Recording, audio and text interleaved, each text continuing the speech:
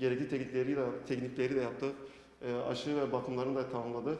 Şu an hiçbir sıkıntı yok. 3 tane bizim yani barınağımızda bizim maskotumuz olacak. Bunlar bizim göz bebeğimiz şu anda.